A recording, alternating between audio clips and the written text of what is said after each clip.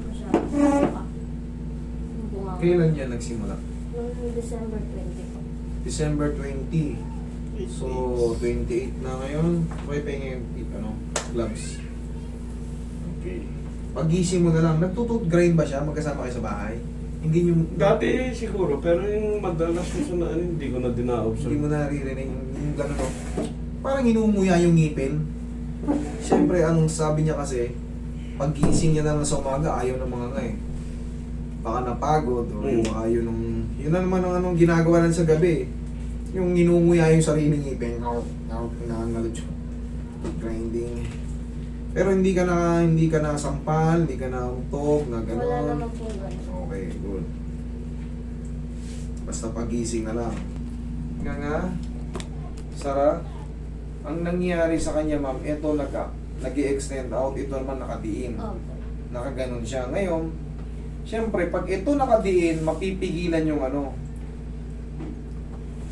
nakaganon, no?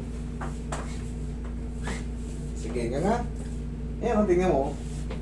Pansin mo, nakapalis. Tsaka, walang gana yung bibig niya, oh. Dapat yan, pag gumanga, kahit papano. Okay na yung binat yung dito. Binat. Pero pag yung nga mo, parang, ang tawag mo, walang gana. Paano tayo makakain? Pag burger, delivery ka ni sir, man burger, hindi ka makakain. Hindi na makakain. Sige nga. Sige, higa. Sige nga. Ganyan malaki. One more. Okay, wait lang. Diyan ka lang. Sige nga. Dandang Sara. Yun. Okay, upo. Nga pag ganun. Ganyan ha. Pag ganun. Pangiwi. Yeah, sige nga. Sara. Okay, thank you. Kung mapapansin mo yung labi niya, yung gilid ng labi niya, medyo may nga na. Hindi ka tulad ganyan parang... sige. Ngangang malaki. Sara. Okay. Higang patagilid. Meron pa. Higang patagilid. Papunta sa akin dito.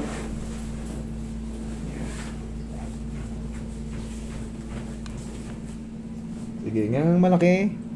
Ay, isa pa. Ngangang malaki. Dahan-dahan, Sara. Tihaya. Last na to. Ito na yung pinakalas. Tihaya.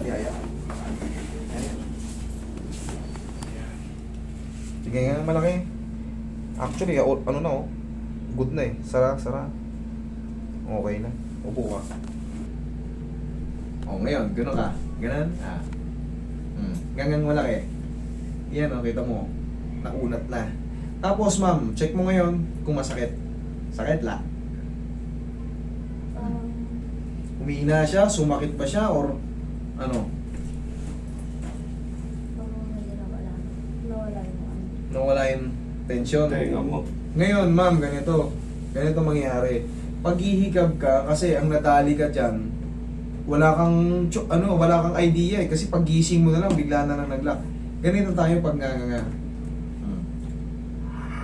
Okay, laki mo pa. Yan, paghihikab tayo ganyan. Tapos, pagkakain tayo, kunyari, inaulok tayo ng pagkain, mare, kain ka na. Huwag mo kaagad lalo kung galing ka sa pagkakatahimik, kumbaga nanonood ka siguro, hindi, nagsiselfon ka. Huwag mo kaagad kakainin, gaganin mo muna. Tikman mo muna yung laway mo. Kasi yung mga ganyan naglalak na walang dahilan, nag-extend out na kasi dito niya. May pud-pud na yung dito niya kasi nakakapako naman eh.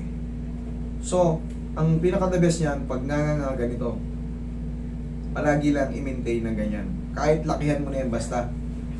Kasi pag hindi mo yan ginanon at hinanga mo yan ng ganon, susunod yan, balik ka na naman sa dati. Maglalak na naman siya. Pero ngayon, kita mo, ha? Okay, laki? Ayan, kaya mo nang binatin. Okay, wala namang sakit? Check?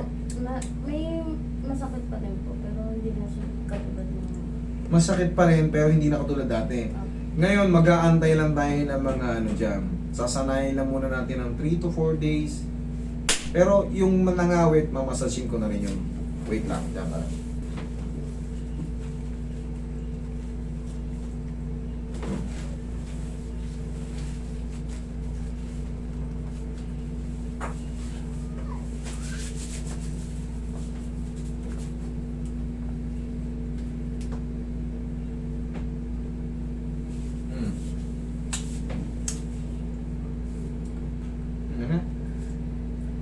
Ayos na.